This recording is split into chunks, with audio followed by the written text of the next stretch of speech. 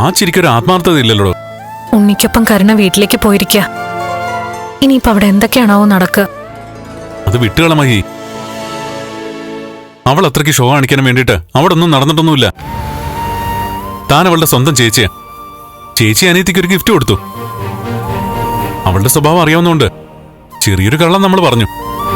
അത് പിടിക്കപ്പെട്ടത് സത്യങ്ങൾ മാത്രം പറയുന്നവര് കള്ളം പറയുന്നത് ദൈവത്തിന് ഇഷ്ടമില്ലാത്തോണ്ടാ. ഇനിയെങ്കിലും അത് മനസ്സിൽ വെച്ചുകൊണ്ട് വേണം ജീവിക്കാൻ. എന്തൊക്കെ നമ്മള് താൻ തന്റെ അനിയത്തിക്ക് വേണ്ടി ചെയ്തു എന്ന് പറഞ്ഞാലും അവൾ ഒരിക്കലും ചേച്ചിയെ മനസ്സിലാക്കില്ല. അവിടെ നമ്മൾ നമ്മുടെ നിലപാടുകൾ വ്യക്തമാക്കി ജീവിക്കുകയാണ് വേണ്ടത്. അപ്പോഴേ ഇനി എന്റെ ആബ്സെൻസിൽ ഈ കമ്പനി നോക്കേണ്ടത് മഹിയാണ്. അവിടെ ചിലപ്പോ ഉണ്ണിയും പിന്നെ മേഘനും ഒക്കെ ഓരോരോ കാര്യങ്ങൾ നടത്തിയെടുക്കാൻ തന്നെ ആശ്രയിക്കേണ്ടി വരും. അത്രയൊക്കെ വേണോ? ഞാൻ തുടങ്ങിയിട്ടേ ഉള്ളൂ. ഇനി ഈ പറഞ്ഞതൊക്കെ പെട്ടെന്ന് നടപ്പിലാക്കണോ വേണ്ടയോ എന്ന് മറ്റുള്ളവരുടെ സ്വഭാവത്തിനനുസരിച്ചിരിക്കും. അപ്പൊ പിന്നെ താൻ തന്റെ ഡ്യൂട്ടി തുടങ്ങിക്കോ. ഞാൻ എന്റെ ക്യാബിനിലേക്ക് പോവാ.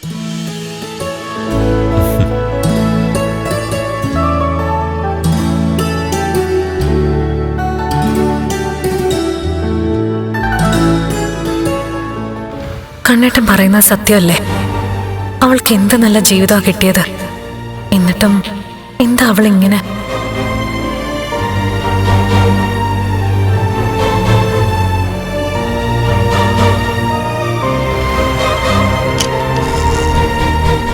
Good morning sir. Good morning. Good morning sir. Good morning. Sagar, എന്താ സാറേ? ഇന്ന് അടിപൊളി ഡ്രസ്സൊക്കെ ആണല്ലോ ഇട്ടിരിക്കുന്നത്. സാറെന്താ അങ്ങനെ പറഞ്ഞേ? ആരെങ്കിലും എന്തെങ്കിലും പറഞ്ഞായിരുന്നോ? ആരും ഒന്നും പറഞ്ഞില്ല. പക്ഷേ തനിക്ക് ഈ വേഷം നന്നായി ചേരുന്നുണ്ട് അല്ലേടോ? അതെ. അതെ. എന്നാ കേട്ടോ, ഇത് ഞാൻ മേടിച്ചല്ല. ഇതേ ലക്ഷ്മി മാഡത്തിന്റെ പ്രസന്റാ. ഇന്നലെ മേഡം ഒന്നിച്ച് ടെക്സ്റ്റൈൽസിലേക്ക് പോയപ്പോ മേഡം എനിക്ക് 1-2 ഡ്രസ്സ് വാങ്ങിച്ചു തന്നായിരുന്നു. അതായത് മേഡത്തിനും കണ്ണൻ സാറിനും ഒക്കെ സാഗറിനെ ഒരുപാട് ഇഷ്ടപ്പെട്ടെന്നാ തോന്നുന്നത്.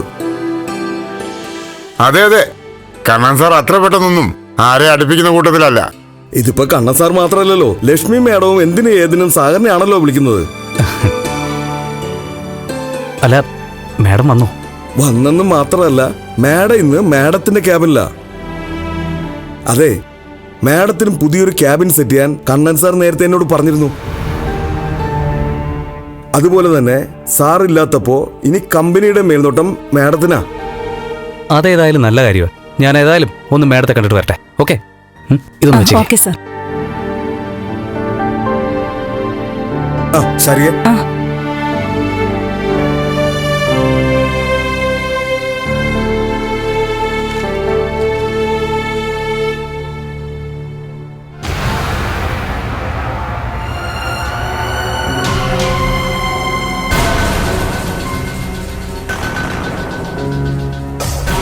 എന്റെ ലച്ചുവിന് ഒരു ക്യാബിൻ കിട്ടി. ഇനിയിപ്പോ എന്തെങ്കിലൊക്കെ കാരണം പറഞ്ഞ് ഇവിടേക്ക് കയറി വരാം.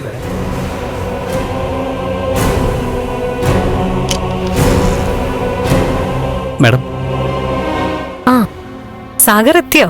വാ ഇരിക്ക് സാഗർ. അല്ല, എന്നെ കണ്ടിട്ട് ഒന്നും തോന്നുന്നില്ലേ? എന്ത് തോന്നാൻ? അത് കൊള്ളാം. ഈ ഡ്രസ്സിലേക്ക് ഒന്ന് നോക്കിയേ. ഓ, പറഞ്ഞതുപോലെ ഇത് ഞാനാണല്ലോ സാഗറിനെ സെലക്ട് ചെയ്ത് തന്നത്. സെലക്ട് ചെയ്തത് മാത്രമല്ല, എനിക്കിത് പണം മുടക്കി വാങ്ങി തന്നതും മേഡോ. എങ്ങനെയുണ്ട്? നന്നായിട്ടുണ്ട്. ഇന്നലെ ഇട്ടതാണോ ഇതാണോ മെച്ചമെന്ന് പറയാൻ പറ്റാത്ത അവസ്ഥയാ. അതെ, ദേ ഇങ്ങോട്ട് വന്നപ്പോ നമ്മുടെ മാനേജർ ഉൾപ്പെടെ എല്ലാരും പറഞ്ഞു അടിപൊളി ഡ്രസ്സാണല്ലോ ഇട്ടിരിക്കുന്നതെന്ന്. അതൊക്കെ അവർ നോട്ട് ചെയ്തെന്ന് വേണം പറയാൻ. മാഡത്തിന്റെ സെലക്ഷൻ അപാരം തന്നെയാ. അതിനെന്താ, ഇനി സാഗറെ ഡ്രസ് എടുക്കാൻ പോകുമ്പോ എന്നെ വിളിച്ചോ. ഞാൻ സാഗറിന് പറ്റിയ ഡ്രസ് എടുത്തു തരാം. ഞാൻ വിളിക്കും. ഡ്രസ് എടുക്കാൻ വേണ്ടി മാത്രമല്ല, ഒന്നിച്ച് ജീവിക്കാനും. എന്താ സാഗർ ആലോചിക്കുന്നെ? ഏയ് ഒന്നുമില്ല.